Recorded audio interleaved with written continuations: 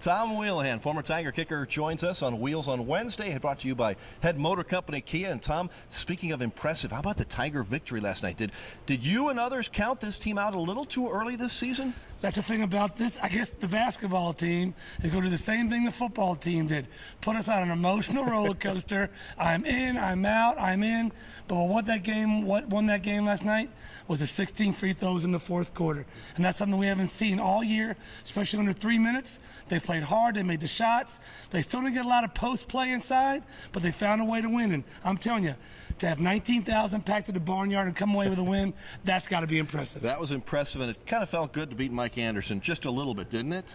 I'm sure it did, but it's just to beat Arkansas because now we're starting the rivalry. Sure. Everything we play in Arkansas now, that's a great way to kick it off. Speaking of rivalries, Rockbridge Hickman this week, both of those teams in girls and boys basketball ranked in the top 10. The Hickman boys #1, Rockbridge girls #1.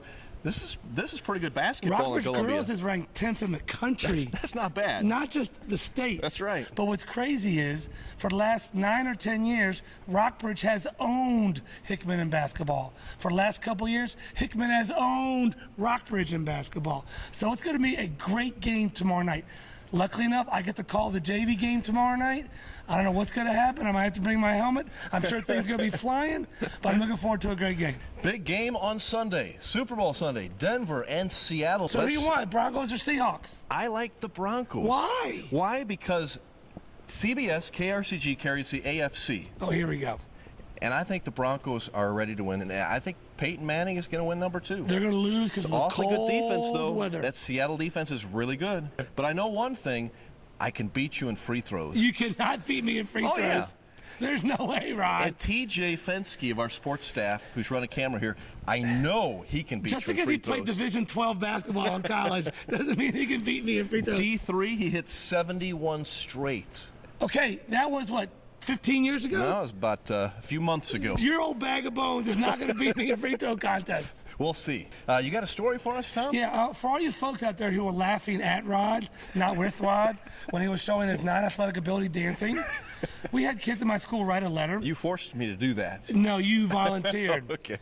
And the kids wrote, the worst square dancing ever in the history of square dancing. Seriously? Yeah. Rod, I didn't think it was that bad. Quit peeking. Okay. Rod Smith.